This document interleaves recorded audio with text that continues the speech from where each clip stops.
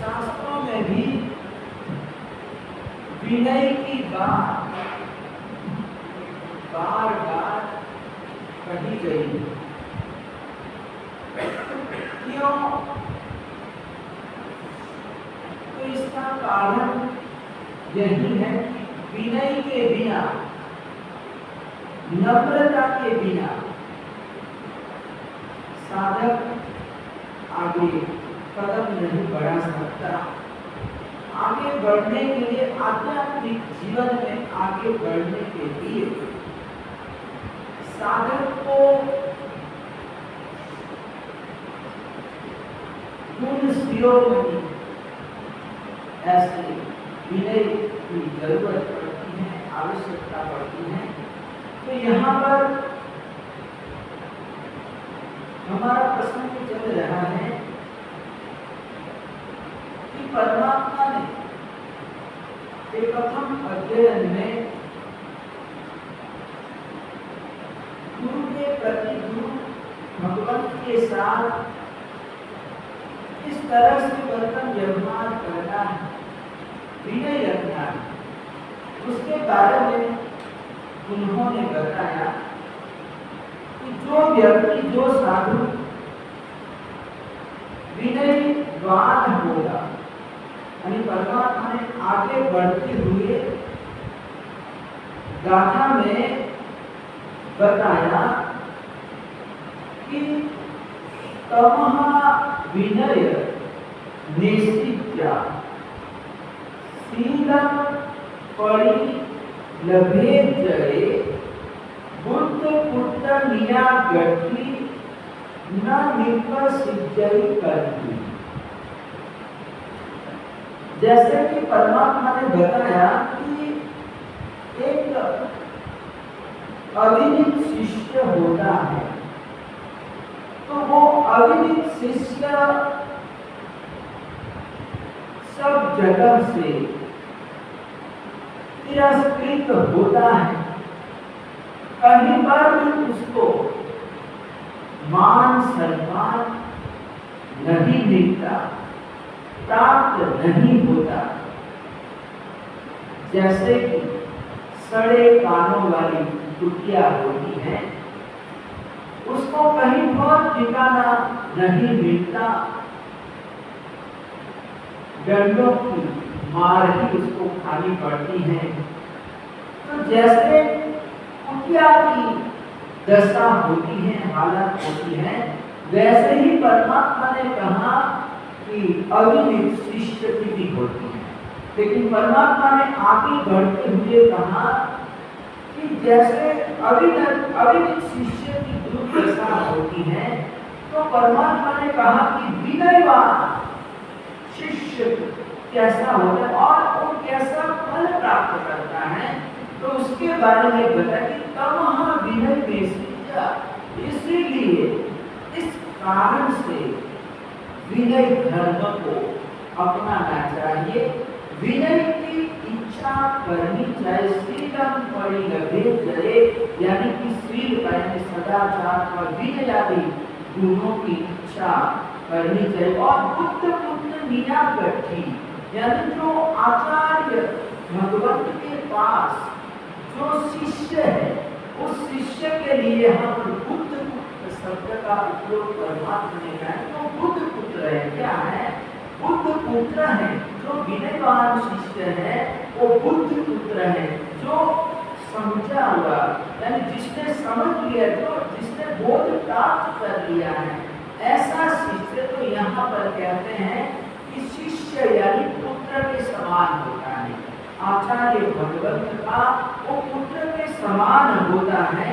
और नियागति का मतलब होता है कि मोक्ष की अभिलाषा रखने वाला, साधु के जो नियम होते हैं, नियमावली, जो सात्वाचार होता है, उसके पालन में वो तत्पर होता है। क्या होता है? तत्पर होता है। तो ऐसा जो शिष्य, एक तो विनयवान और वो गुरु महाराज के साथ रहता है, तो समझता है, जो भी गुरु महाराज की जो बातें होती है वो सुनकर समझता है, स्वीकार करता है, अपने जीवन में आचरण में लाता है और मोक्ष का जो अर्थी है, जो साक्षाचार को चारित्र की अच्छी तरह से जो पालन करता है और गुरु महाराज के प्रति श्रद्धा भी रखता है। क्या रखता है? श्रद्धा भी रखता है, दर्शन भी है। तो ऐसा जो शिष्य है, न निकट शिष्य करूरी, यानी ऐसा जो शिष्य होता है, विनित शिष्य होता है, वो कहीं से भी निकाला नहीं जाता। यानी सब जगह सर्वत्र को आदर सत्कार ही प्राप्त करता है। यदि वो कहीं पर ही कोई जाएगा तो उसका स्वागत होता है। कहीं पर भी कहते हैं कोई तिरस्कार को प्राप्त नहीं करता, क्योंकि उसके पास कुछ देने के लिए है, गुण है। क्या है? गुण है, विनय गुण है। और विनयवान सर्वत्र पूज्यते, यानी कि विनयवान जो शिष्य होता है उसकी जो पूजा होती है वो सब जगह पर होती है। तो यहाँ पर ऐसा जो विनय है तो 3 प्रकार का, जैसे कल मैंने बताया था कि ज्ञान विनय, एक ज्ञान विनय होता है, यानी कि हमको ज्ञान का विनय करना। जो हमारे शास्त्र है, जो आगम है, जो पुस्तकें हैं, उनको अच्छी तरह से रखना, संभाल के रखना। ऐसा नहीं कि कहीं पर उसको रख दिया, कोने में रख दिया, फेंक दिया। तो इस तरह से कहते हैं कि शास्त्रों को फेंकना, क्या करना? किताबों को इधर उधर फेंक देना, उसकी ओर देखना नहीं, संभालना नहीं। और कभी कभी तो कहते हैं कि हम देखते नहीं, दिमाग भी आ जाती है। और कुछ लोग क्या करते हैं कि अपने पास अपने घर में रखने के लिए जगह नहीं होती है, तो पुस्तकों को रखने के लिए जगह नहीं होती है, तो ऐसे उपासना में लाके भी रख जाते, छोड़ जाते। क्या करते हैं? छोड़ के चले जाते, कभी मंदिर में रख दिया, कहीं रख दिया। इस तरह के कहते हैं जो शास्त्रों को इस तरह से रख देते हैं, छोड़ के चले जाते हैं। तो इस तरह से कहते हैं कि ये ज्ञान का विनय क्या है? ये कोई ज्ञान का विनय नहीं है। एक पुस्तकों को, तो शास्त्रों को कहते हैं कि अच्छी तरह से रखना चाहिए। हम अपनी चीजों को रखने के लिए, गहनों को रखने के लिए, वस्त्रों को रखने के लिए हम तिजोरी वगैरह रखते हैं, कबाड़ वगैरह सब कुछ हम रखते हैं। तो क्या पुस्तक के लिए हम एक तिजोरी नहीं रख सकते हैं? क्या छोटी सी तिजोरी भी कहते हैं कि हम नहीं रख सकते? क्या रख सकते हैं? हमारे पास शक्ति है। क्या है? हमारे पास शक्ति है। और अपने घर में छोटी सी लाइब्रेरी है, छोटा सा हमने पुस्तकालय बनाया है। तो कहते हैं कि कभी भी हमारी इच्छा हो गई तो हम निकाल के पढ़ सकते हैं। लेकिन घर में पुस्तक ही नहीं है। क्या है? घर में पुस्तक ही नहीं है, तो फिर हम क्या पढ़ें? मैं लास्ट में अपने मंत्री सचिव के घर रुक के आया, अनिल भाई के घर रुक के आया। 2 दिन वहां पर मैं रुका तो माता जी ने एक लाइब्रेरी बनाई, छोटी सी लाइब्रेरी बनाई है। मैंने पुस्तकें देखी और अच्छी अच्छी धार्मिक पुस्तकें देखकर मुझे बड़ी खुशी, बड़ी प्रसन्नता हुई कि इस तरह से अपने घर में छोटी सी लाइब्रेरी हो तो कभी भी हमको टाइम मिले तो हम पढ़ सकते हैं। और एक पुस्तक हमने हाथ में ली और मान लो हमको 20-25 मिनट का ही टाइम मिलता, बाकी हम अपने काम में व्यस्त रहते हैं, हमको इतना ज़्यादा टाइम मिल भी नहीं पाता है कि हम 2-3 घंटे पढ़ सकें। लेकिन आप प्रतिदिन 20-25 मिनट भी निकालते हैं, पढ़ते हैं, तो कहते हैं कि ये जो पुस्तक है वो 2-3 महीने में पूरी हो जाएगी।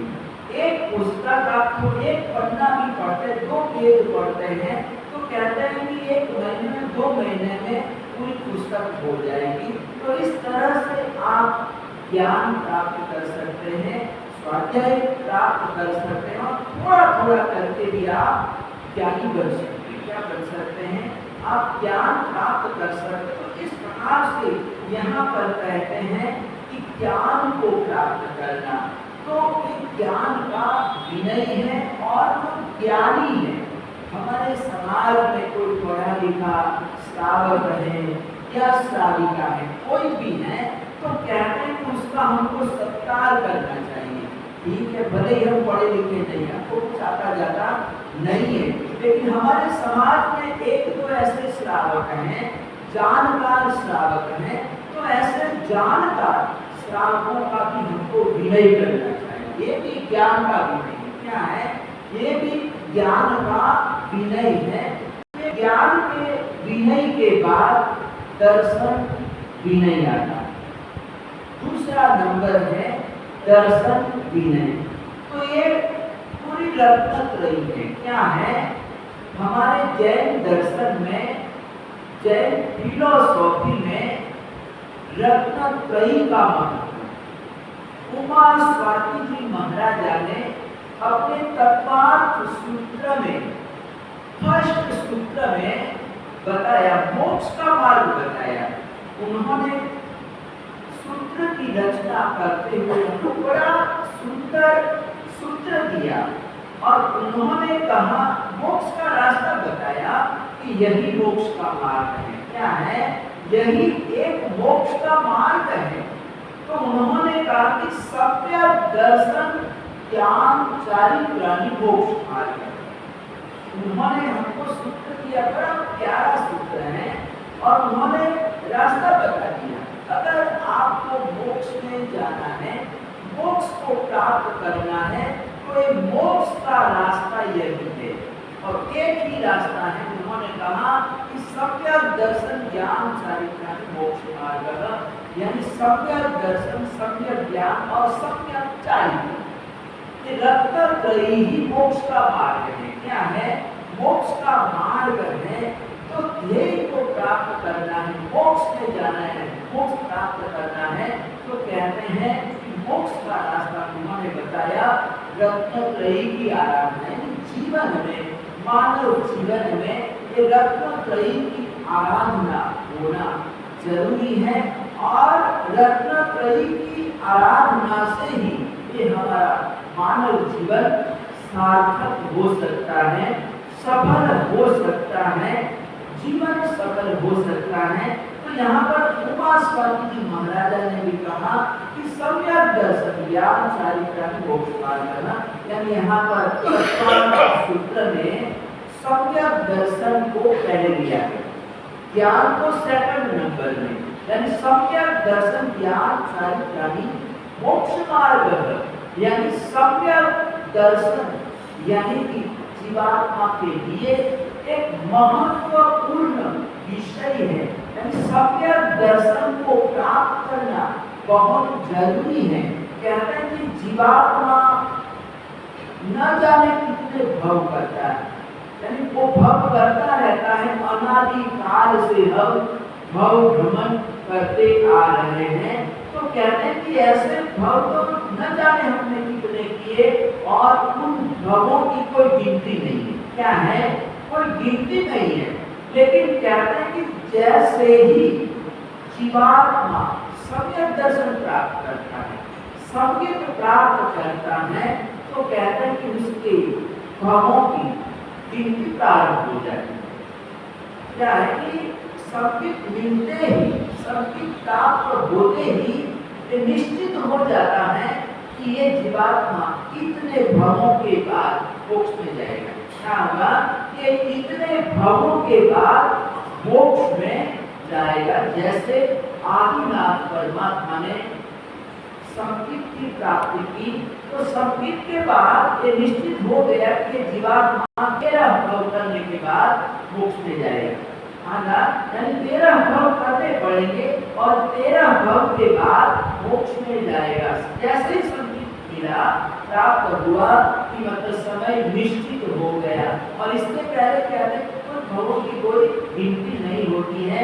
श्रवण भगवान महावीर स्वामी तो कहते हैं कि श्रवण भगवान महावीर स्वामी ने भी हमारी तरफ बहुत सारे भव किए हैं, भव भ्रमण किया है। लेकिन जैसे ही नई साल के भव में संकित प्राप्त किया, तो उन्होंने संगीत कैसे प्राप्त किया? तो कहते हैं कि एक समय था कि वो भी हमारे जैसे ही साधारण व्यक्ति थे और एक सेठ के वहां पर ग्रामाधीश के घर पर एक सर्वेंट नौकर क्या थे, नौकर थे, और जो भी छोटा मोटा काम होता था वो करते थे और इस तरह से ग्रामाधीश के घर पर वो रहते थे। तो एक दिन नई साल को सेठ ने बोला कि चौमासा प्रारंभ होने वाला है और चौमासे में रसोई पकाने के लिए वगैरह हमको लकड़ी की जरूरत पड़ेगी, लकड़ियों की जरूरत पड़ेगी। तो तुम बहुत सारे लोगों को लेकर, साथ में लेकर जंगल में जाओ और लकड़ियां ले आओ। इस प्रकार से जैसे आदेश मिला, नई साल अपने संगी साथियों के साथ जंगल में जाता है। सब लोग अपने अपने काम में जुट जाते हैं। इधर रसोई भी पकाते हैं, सबके लिए भोजन भी तैयार करते हैं। जब दोपहर का समय हो गया तो सब लोग वहां पर भोजन की तैयारी करते हैं। नई साल में भोजन करने के लिए सबके साथ बैठता है। तो उस समय नई साल में विचार किया, अपने मन में यह भाव आया कि यहाँ पर कोई संत महात्मा या अतिथि कोई आ जाए तो उनको देकर भोजन किया जाए। जंगल में घोर जंगल है और वहां पर ऐसे कोई संभावना भी नहीं कि वहां पर कोई साधु भगवान आ जाए, पधार जाए, लेकिन फिर भी वो भावना भाता है, भावना होती है तो भगवान भी पधार जाते हैं। जैसे वो चंदन वाला की भावना की कोई यहाँ पर संत पधार जाए तो मैं उनको बाकुले देकर बाद में पार न कर। ऐसी भावना है कि वो 3-3 दिनों की भूखी और प्यासी, और ऐसे समय में उसको खाने के लिए उड़द के बाकुले मिले और वो बाकुले लेके खड़ी घर के द्वार पर खड़ी कि यहाँ पर कोई पधार जाए तो मैं उनको देकर बाद में पार न करूं। ऐसी भावना को भाती है और कहते हैं कि उसी समय श्रवण भगवान महावीर स्वामी वहां पर उसके द्वार पर चंदन बाला के द्वार पर पहुंच जाते हैं। परमात्मा ने देखा कि मेरे सारे अभिग्रह पूर्ण हो रहे हैं, यानी जो मैंने अभिग्रह लिए थे कि ऐसी ऐसी बाला होगी, राज बाला होगी, और वो अगर मुझे देगी तो मैं खाना आहार ग्रहण करूंगा, भोजन करूंगा, भोजन स्वीकार करूंगा। ऐसी परमात्मा ने जबरदस्त अभिग्रह लिया हुआ था, प्रतिज्ञा ली थी, और परमात्मा ने देखा कि मेरी प्रतिज्ञा पूर्ण हो रही है, लेकिन एक कमी रह गई। परमात्मा ने देखा कि बाला की आंखों में आंसू क्या है, बाला की आंखों में आंसू नहीं है, बाकी सब कुछ, सिर मुंडा हुआ है, बाल पेश नहीं है, राज घराने की लड़की है, बाला है, और एक घर एक पांव अंदर और एक पांव देहरी के बाहर है, उड़द के बाकुले हैं। तो इस प्रकार से सारी बातें मिल रही थी, लेकिन एक चीज का अभाव रह गया। तो परमात्मा आगे बढ़ गए कि पालना नहीं कर सकता हूं, और ऐसा करके परमात्मा आगे बढ़ गए, परमात्मा के कदम आगे बढ़ गए। तो उस समय चंदन बाला सोचती है एकदम भाव विह्वल हो जाती हैं और कहते हैं कि ये त्रिलोकीनाथ मेरे घर के द्वार तक पहुंचे, पधारे और मेरे हाथों से लिए बिना जा रहे हैं। मैं कितनी अनलकी अभागन हूं कि ऐसे परमात्मा पधारे और परमात्मा ने भी मेरे हाथों से दान नहीं लिया, अन्न ग्रहण नहीं किया। और उस समय कहते हैं उसकी आंखों में से आंसू टपकने लगते हैं और परमात्मा ने ज्ञान में देख लिया कि मेरा अभिग्रह पूरा हो गया। तीर्थंकर परमात्मा के बड़े हुए कदम वापस नहीं मुड़ते हैं, लेकिन चंदन बाला की आंसुओं ऐसी ताकत थी, ऐसी शक्ति थी कि तीर्थंकर जैसे तीर्थंकर वापस मुड़कर पधारे और उन्होंने चंदन बाला के कर कमलों से उड़ते बाबुले ग्रहण किए, अपना पालन किया, अपना पालन किया। तो एक नई सार अपने मन में सोच रहा है, भावना भा रहा है कि यहाँ पर कोई अतिथि पधार जाए तो मैं उनको देकर आहार ग्रहण करूं, भोजन करूं, ऐसी भावना उत्पन्न होती है। अब चारों ओर पेड़ है, क्या मालूम, क्या पता चले कि कौन आ रहा है, कौन जा रहा है। तो देखने के लिए पेड़ पर चढ़ जाता है और चारों ओर नजर दौड़ाता है, देखता है। तो देखते देखते दो महात्मा नजर में आए और जैसे उन्होंने महात्माओं को देखा, पेड़ से नीचे उतरा और दौड़कर साधुओं के पास गया, विनती की कि गुरुदेव पधारिए पधारिए, लगता है कि आप रास्ता भूल गए, रास्ता भटक गए हैं। मैं आप लोगों को रास्ता भी दिखा दूंगा और आप मेरे साथ चलिए, मुझे लाभ दीजिए। भोजन का समय हो चुका है, हम भोजन करने के लिए बैठे हैं, तो आप हमारे भोजन में हमको भी कुछ लाभ देना, आहार पानी का लाभ देना। और ऐसा करके उन्हें साधु भगवंतों को अपने देह पर ले आता है और वहां पर आकर विनती करता है कि प्रभु ग्रहण करे, ये आहार निर्दोष है, हमने अपने लिए बनाया। किसके लिए बनाया है? हम लोगों ने अपने लिए आहार बनाए, आपको खपेगा। और इस तरह से कहते हैं कि एक नई सार जंगल में साधु भगवंतों को आहार गोरा का है, सुपात्र दान का लाभ देता है। क्या करता है? सुपात्र दान का लाभ देता है और बाद में साधु भगवंत आहार वापरते हैं और वापरने के बाद थोड़ा सा विश्राम करके फिर वो विहार की तैयारी करते हैं। तो नई साल आगे हो जाता है और कहता कि चलो गुरुदेव, मैं आपको सामने वाले गांव का रास्ता दिखा देता और आपके जो साधु भगवंत है वो भी सामने वाले गांव में ही गए हैं, तो मैं आपको गांव का रास्ता दिखा देता हूँ। और ऐसा करके नई साल आगे आगे हो जाता है और फिर जैसे गांव दिखाई देने लगा कि सामने वाला गांव है, आप पधारिए। तो इस प्रकार से दुनिया ने देखा कि ये जो जीव है ये कोई भवी जीव है। क्या है?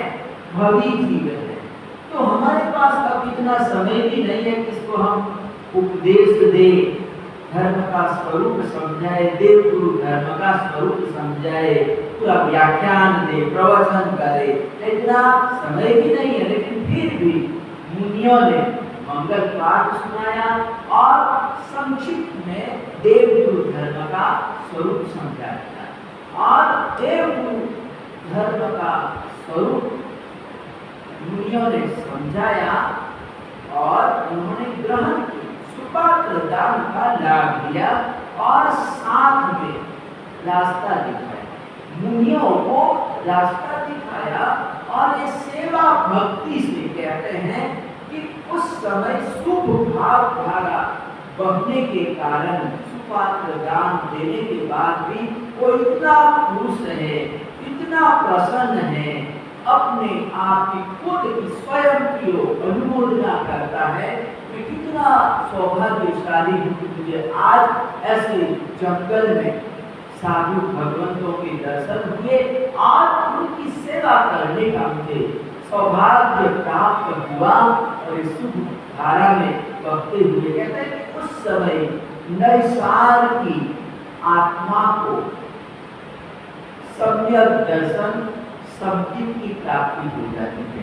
यानी उस समय ये निश्चित हो गया कि ये जीवात्मा 27वें भाव में, कितने 27 भावों के बाद मोक्ष में जाएगा। कहाँ जाएगा? 27 भावों के बाद मोक्ष में जाएगा। तो इस प्रकार से कहते हैं कि नैसार के पहले भगवान की आत्मा ने बहुत सारे भव किए थे। उन भवों की कोई गिनती नहीं है, कोई संख्या नहीं, न जाने कितने असंख्यात भव के अनंत अनंत परमात्मा ने भव किए हैं। जैसे हम लोग, हमारा कोई पता ही नहीं है कि हमने कितने भव किए हैं और आगे हमको कितना भव करना पड़ेगा, इसके बारे में कोई हमको पता नहीं है। लेकिन जैसे ही किसी भी जीवात्मा को संगीत की प्राप्ति हो जाती है, तो कहते हैं कि संगीत की प्राप्ति होते ही ये निश्चित हो जाता है कि ये जीवात्मा मोक्ष में जाएगा। इतने समय के बाद मोक्ष में जाएगा। तो हमारे पंजाब केसरी विजय वल्लभ सरस्वती महाराजा ने एक पूजा, एक सज्जाई रची है और उसमें उन्होंने वर्णन किया है कि नैसार कैसे संगीत की प्राप्ति करता है। क्या करता है? नैसार कैसे संगीत की प्राप्ति करता है, गुरुदेव ने वर्णन किया है। काव्य की भाषा में उन्होंने बताया है। मैं आपको 2-3 पंक्तियां पढ़ के बताता हूँ। समकीत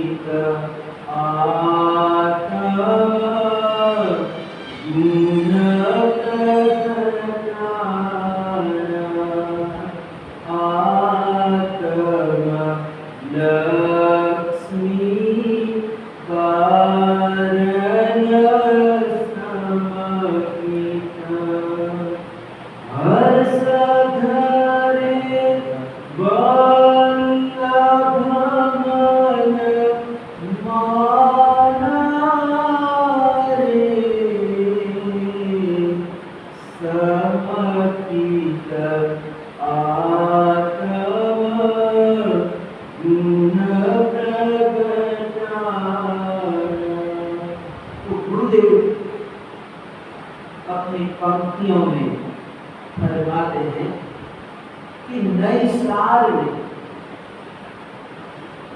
मुनि भगवंतों को रास्ता द्रव्य मार्ग दिखलाया मुनि, यानी उन्होंने मुनियों को काम का रास्ता क्या दिखाया, द्रव्य मार्ग बताया और अपने भाव मार्ग की पहचान कर ली, यानी मोक्ष मार्ग की पहचान कर ली। क्या कर लिया, मुनियों को रास्ता दिखाना, द्रव्य मार्ग दिखाना एक साधारण बात क्या है, एक साधारण बात है, मामूली बात हमको लगती है, लेकिन कहते हैं कि नई साल में मुनियों को रास्ता दिखाया, द्रव्य मार्ग बताया और द्रव्य मार्ग बताकर उन्होंने अपने भाव मार्ग यानी कि मोक्ष मार्ग की पहचान कर ली, मोक्ष में पहुंच गए। तो इस संगीत के अंदर इतनी ताकत, इतनी शक्ति है, जीवात्मा जैसे ही संगीत की प्राप्ति करता है, कहते हैं कि उसकी भवों की गिनती कारों हो जाती है, भव सीमित रह जाता है। तो हमारे जैन दर्शन में इस संगीत की इतनी बड़ी महिमा है, हमारी सज्जाई भरे सर की सज्जाई है और हम प्रातः काल के प्रतिगमन में प्रतिदिन बोलते हैं, उसमें बताए 16 सतियों का वर्णन, पहले महापुरुषों का हम नाम लेते हैं, नाम स्मरण करते हैं, भरीसर बाहुबली अभय कुमारो धन्युन कुमारो, ऐसे जितने भी महापुरुष हुए हैं, कहते हैं कि हम प्रातः काल में उनका हम स्मरण करते हैं। क्या करते हैं, स्मरण करते हैं। और महापुरुषों के साथ साथ हमारे जिन शासन में जो सत्या हुई है, महासत्या हुई है, कितनी 16 महासत्या, कितनी 16 महासत्या हुई है। और इन महापुरुषों के साथ हम इस सत्यों का भी, महासतियों का भी हम नाम लेते हैं। यहाँ पर पुरुष स्त्री का कोई भेद नहीं है, यानी जिन्होंने मोक्ष प्राप्त किया है, जिन्होंने धर्म का पालन किया, सदाचार का पालन किया है, कहते हैं कि वो चाहे पुरुष है चाहे स्त्री है, हमारे लिए प्रातस्मरणीय है। क्या है, हमारे लिए प्रातस्मरणीय है, दोनों पूज्य है। क्या है, दोनों पूज्य है। और इसीलिए यहाँ पर हम सच्चाई में प्रतिगमन करते हैं और एक प्रतिगमन के कार्य महापुरुषों का नाम लेने के बाद ही हम अपने मुंह में पानी डालते हैं। क्या करते हैं, हम अपने मुंह में पानी डालते हैं, पानी ग्रहण करते हैं, बिना ये नाम लिए पानी तक ग्रहण नहीं करते हैं। तो ऐसे 16 सतियों में एक से एक बढ़कर महासती हुई है। लेकिन कहते हैं कि 16 सतियों में सबसे पहला नाम, फर्स्ट नाम सुरसा का, किसका है, फर्स्ट नाम सुरसा का, सुरसा चंदन बाला। हम ऐसा चंदन बाला भी दूसरे नंबर में है, चंदन बाला का सेकंड नंबर है, फर्स्ट नंबर सुरसा का है। किसका है, सुरसा का है। कि हम पहले सबसे पहले सुरसा का नाम लेते हैं, बाद में दूसरी महासतियों का हम नाम लेते हैं। तो क्यों, ऐसा क्या कारण है कि ये हम पोषण पाते हैं इस सागर चंद्र कामों? तो कहते हैं कि वहां पर भी श्रावकों के नाम है, आनंद कामदेव आदि श्रावकों के नाम है। श्रावक पोषण करते थे, किस तरह से पोषण करते थे? तो कहते हैं कि आज भी हम ऐसे पोषण व्रत की आराधना करने वाले श्रावकों को हम याद करते, आनंद कामदेव आदि श्रावक पोषण करते थे और पोषण पाते हैं। तो कहते हैं कि पालने के सूत्र में, पोषण पालने के सूत्र में श्रावकों के नाम आए हैं, आनंद काम आदि का हम नाम लेते हैं। तो कहते हैं कि वहां पर विसागर चंदो कामों में भी कहते हैं कि इस सूत्र में भी पहला सुलसा का नाम है। इसका नाम है सुलसा का नाम, सुलसा आनंद काम देवाय। तो इस तरह से कहते हैं कि यहाँ पर भी सुलसा का प्रश्न नंबर है। सुलसा का हम प्रथम नाम लेते हैं, नाम स्मरण करते हैं। तो क्यों? तो कहते हैं कि जैसी श्रद्धा, जैसा सम्यक दर्शन सुलसा में था, इसमें था जैसी श्रद्धा सम्यक दर्शन सुलसा में था कि मेरे देव गुरु और धर्म, मेरे देव अरिहंत परमात्मा कौन है?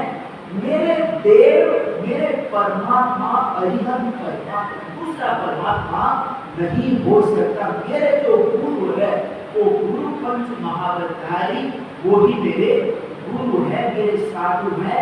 और जिन करूपित, केवल करूपित जो धर्म है वो ही मेरा धर्म है। क्या है? वो ही मेरा धर्म। ऐसी पक्की श्रद्धा, अटूट आस्था रखने वाली सुलसा श्राविका को भगवान महावीर स्वामी ने धर्म लाभ दिया। क्या दिया था? धर्म लाभ दिया था।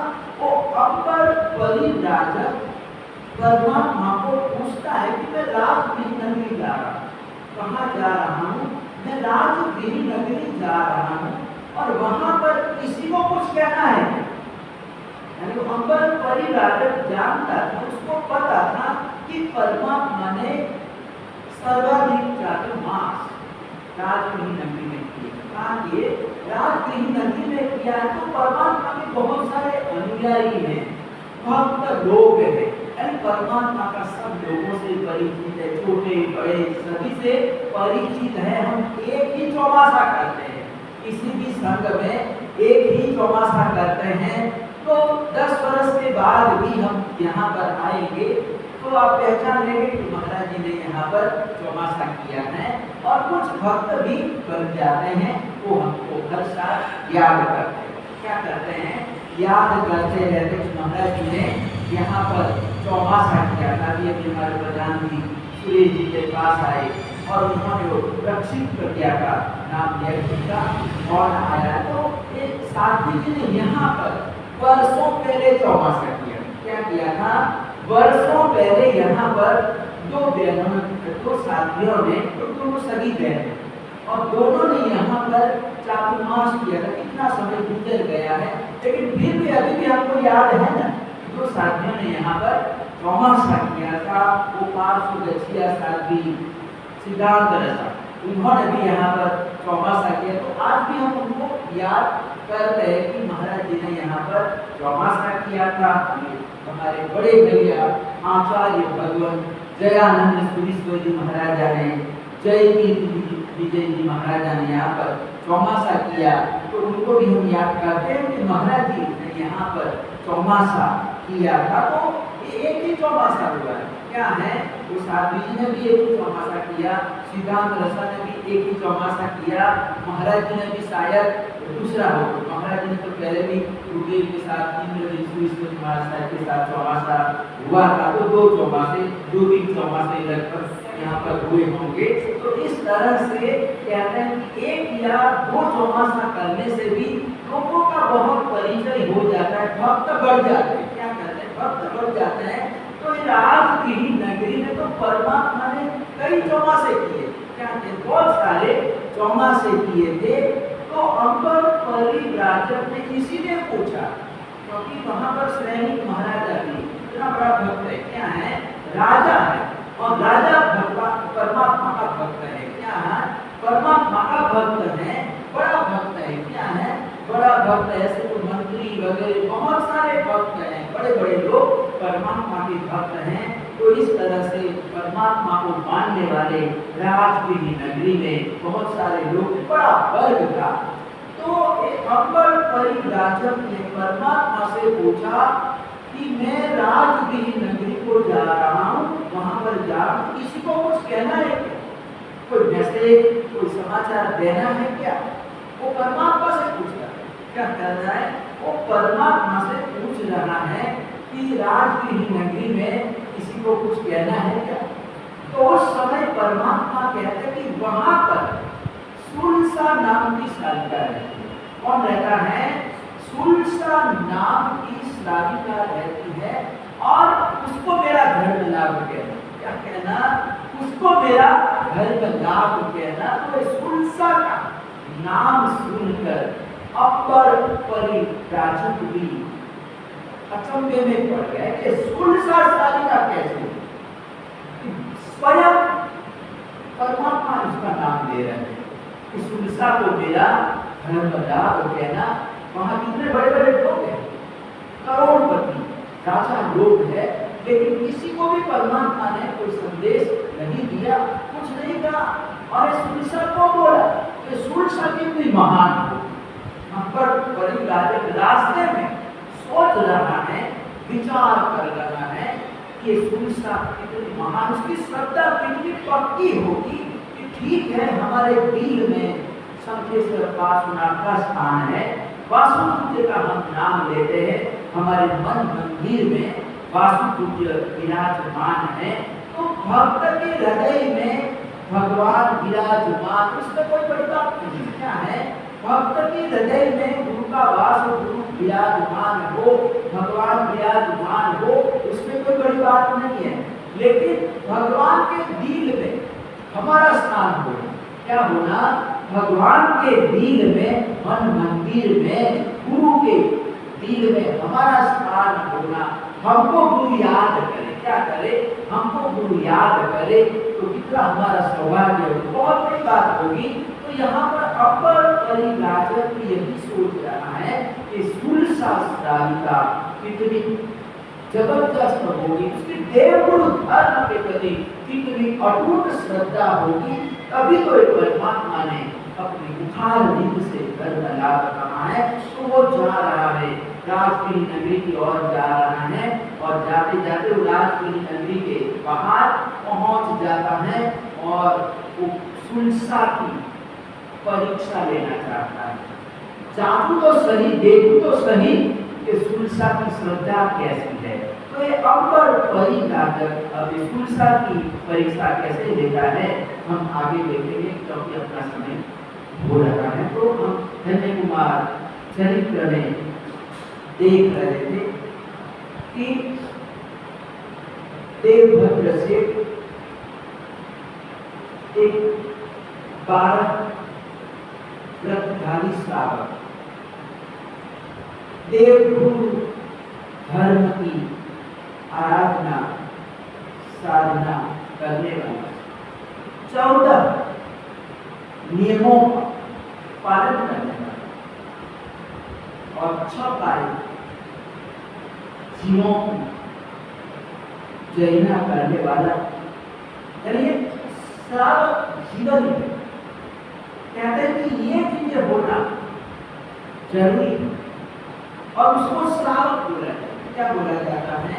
श्रावक बोला जाता है जिसके जीवन में ये 14 नियम है, 6 कार्य जीवों के नाम जानता है और 12 व्रतों का पालन करता है। अब हमारी दशा ऐसी है कि 14 नियम क्या होते हैं हमको पता ही नहीं, 6 कार्य क्या होता है हमको पता ही नहीं, 12 व्रत क्या है कोई पता ही नहीं। यानी कहते हैं कि 14 चुका। यहाँ पर गुरुदेव इंद्रदीप मिश्र जी महाराजा अपने प्रवचन में फरमाया करते थे, एक दोहा वो बोला करते थे कि 14 चुका 12 बोला। गुरुदेव कहते थे कि 14 चुका 12 बोला, 6 कार्य का नाम मिल जाए और सारे गांव में ढंढेरा पीटा कि श्रावक हमारा नाम।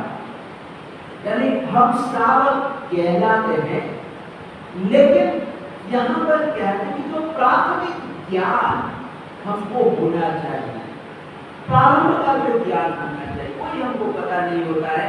तो 12 व्रतों के बारे में ही पता नहीं है, 12 व्रत कौन कौन से होते, 6 कार्य क्या होता है, ये 14 नियम क्या होता है, उसके बारे में हम जानकारी प्राप्त करेंगे, समझ प्राप्त करेंगे। ज्ञान प्राप्त करेंगे तभी तो हम पालन कर सकते हैं। हमारे जीवन में ये नियम आ सकते, 14 नियम आ सकते हैं।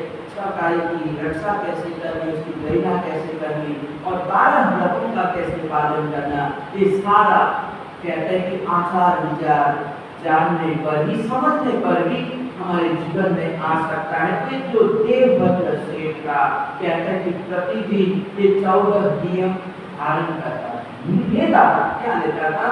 लेता था। मैं आपको क्रम से ये 14 नियम भी बताने वाला हूँ। ये मेरा विषय, ये मैंने विषय रखे हैं संडे के लिए, यानी रविवार के दिन ये मैंने ये जैनत्व और जैना के ऊपर मैंने विषय रखा हुआ है और ये रविवार के दिन में आप लोगों को बताने वाला हूँ कि जैनत्व क्या है और जैना क्या है उसके बारे में। तो इस तरह से कल ही रविवार कल मतलब इसके बारे में हम देखेंगे। तो ये जो देवभद्र सेठ है ये देवगुरु धर्म की उपासना करने वाला है और जैनत्व के संस्कार उसके जीवन में भरे हुए हैं और इसीलिए उस श्रावक का जीवन श्रावक धर्म का वो अच्छी तरह से पालन कर रहा है। तो उन्होंने अपने मित्र को विश्वभूति ब्राह्मण को कहा कि आप रात्रि विश्राम यहीं पर कर ले। तो उसकी विनती पर विश्वभूति ब्राह्मण यहाँ पर विश्राम करता है। तो रात्रि में मध्य रात्रि हुई होगी तो वहाँ पर दिया रखा हुआ था सेठ के पलंग के पास, सैया के पास। तो वो किसी चूहे वगैरह के कारण कहते हैं तो जल गया और रस्सी जलते जलते उस सेठ का जो पलंग था उसकी ओर आग आ रही थी। यानी ऐसा था कि मतलब पूरा पलंग जल जाए। सेठ भी आराम कर रहे थे, विश्राम कर रहे थे और रात में भी सारे लोग परिवार वाले भी सो रहे थे और अचानक ये दिए की आग से मतलब कहते हैं कि रस्सी जल गई, आग पकड़ ली और धीरे धीरे वो सेठ की देवभद्र की सेठ पलंग की ओर वो आग आ रही थी। तो इस तरह से देखा मध्य रात्रि का समय है और ये विश्वभूति सो रहा है, सोने का नाटक है, उसको नींद नहीं आ रही, वो कर्म के बदल रहा है। काफी तो घर वाले परिवार वाले सेठ जी भी सो गए हैं लेकिन इसको नींद नहीं, क्योंकि उसको टेंशन है कि पैसों का टेंशन है, इधर उधर का दुनिया भर का टेंशन है। क्या है? तो ऐसे लोगों को नींद आती नहीं तो ये जग रहा है। क्या करना? जग रहा था और वो देख भी रहा है तो जलता आ रहा है। ऐसा नहीं कि मैं पूजा करूं, क्या करूं? मैं पूजा दूं कहीं जल न जाए, मेरा मित्र जल न जाए। तो कहते हैं कि मध्य रात्रि में वहां पर कोई स्त्री आई, साड़ी में सज धज होकर वो स्त्री वहां पर आती है और सबसे पहले उन्होंने वो आग बुझाई। क्या किया? आग बुझाई और सेठ को 3 प्रदक्षिणा दी। क्या दिया? सेठ का पलंग था, मच्छरदानी लगी हुई थी, सेठ जी विश्राम कर रहे थे और उन्होंने आकर पहले तो आग बुझाई और 3 प्रदक्षिणा सेठ को दी। तो जब वो स्त्री आई तो ये स्त्री को भी देख रहा और पहले तो उसने सोचा कि मतलब ये इतना धर्मात्मा होने जाता है, बाहर दिखाता है कि मैं कितना धर्मात्मा हूँ, लेकिन ये ऐसा काम करता है, रात के समय बहनों को बुलाता है, स्त्रियों को बुलाता है, रात के समय इसकी क्या जरूरत? और इस तरह से ये भी आ गए, ये भी बेशर्म है कि रात के समय आ गए। देखता हूँ अब ये क्या करते हैं, दोनों क्या करते हैं? वो सोने का नाटक कर रहा है। क्या करना? वो सोने का नाटक कर रहा है और देख रहा है कि मैं देखता हूँ क्या करते हैं दोनों। इस तरह से वो देवी भी समझ जाती, वो लक्ष्मी देवी है। क्या है? वो लक्ष्मी देवी है और लक्ष्मी देवी ने देखा कि अभी सेठ जी भर निद्रा में है, उठाना तो जगाना अच्छा नहीं है और ऐसा करके वो जाने लगी। लेकिन वो सेठ जी खड़ा हो गया, विश्वभूति खड़ा हो गया और वो कहाँ जा रही है? इसलिए आई थी और शायद मैंने बीच में अंतराई डाल दिया क्या? तो ऐसे ही आई थी, वापस ऐसे ही जा रही है। क्या बात है? तो उस समय देवी उसको डांटती है, कहती है कि तू जैसा है वैसा ही तेरे में दुर्भावना है, तू गलत सोच रहा है। लेकिन मैं इस सेठ की सेविका, एक धर्मात्मा है, उदार है, दानवीर है, क्या है, बड़ा दानवीर है, पुण्यशाली है। और इसीलिए आज मेरे को पता चल गया कि आग लग गई, आग लगने वाली, घर में आग लगने वाली है। तो मैं सेठ जी की रक्षा करने के लिए यहाँ पर आई थी, इसका पुण्य है और पुण्य मुझे खींच कर यहाँ पर ले आया। बस मेरे को अपना कर्तव्य बजाना था, मैं बजाने के लिए आई थी। लेकिन तू हमारे बारे में, हम दोनों के बारे में, सेठ के बारे में और मेरे बारे में गलत सोच रहा है। ऐसे हम नहीं है, तेरे जैसे हम नहीं है। और इस प्रकार से ये सेठ का पुण्य है और इसलिए मैं सेठ के घर में आती रहती हूँ। तो कहता है कि इसके पास पैसा है, तो मेरे पास भी तो पैसा है, मेरे घर क्यों तुम नहीं आती, मेरे घर पर भी तो तेरे को आना चाहिए। तो कहती कि तेरे जैसे कंजूस के घर में क्यों आओ, तो ऐसा मक्खी चूस है, क्या है, मक्खी चूस है, तेरे घर पर मैं आके क्या करूं। ये तो बड़ा धर्मात्मा है, इसलिए धर्मात्मा के दर्शन करने के लिए मैं कभी कभी यहाँ पर आ जाती हूँ, आती रहती हूँ। बाकी तेरे जैसे लोगों के घर में मेरा क्या काम है। तो इस तरह से उन्होंने मना कर दिया। लेकिन उन्होंने कहा कि अगर मैंने दान देना चालू कर दिया, पुण्य करना चालू कर दिया, तो क्या तुम आओगी क्या। तो इस तरह से कहते कि जहाँ दान भी, तो कहते कि तो दान पुण्य करता है, दान देता है, ऐसे घरों में मैं रहती हूँ, मेरा वास है, क्या है, मेरा वास है, जहाँ कोई किसी का कोई आपस में झगड़ा नहीं होता है, कलह नहीं होता है, ऐसे घरों में मैं रहती हूँ, ऐसे घरों में मैं जाती रहती हूँ। तो इस प्रकार से अब विश्वभूति के मन में भी ये विचार आया कि दान देता है, तो यहाँ पर लक्ष्मी जी घर की रक्षा करने के लिए आ जाती है, पधारती है। तो मेरे को भी दान देना चाहिए, ऐसा कोई दान पुण्य का काम करना चाहिए, ऐसा उसके मन में विचार आया। और सुबह वहाँ से प्रस्थान करता है और मार्केट बाजार में मतलब क्या करता है, लोगों को, गरीब लोगों को देने लगता है, लुटाने लगता है। तो उस समय उसको पागल लोग समझते हैं कि उसको कोई भूत लग गया, क्या ये तो कभी एक पैसा भी देने वाला नहीं और ये कैसे देने लगा। तो उस समय लोग समझते हैं कि पागल हो गए, उसको कोई इसके शरीर में इस भूत ने प्रवेश कर दिया। तो इस प्रकार से अब आगे क्या होता है कि कैसे घर पहुंचता है और घर वाले इसके साथ क्या करते हैं, इसके बारे में हम आगे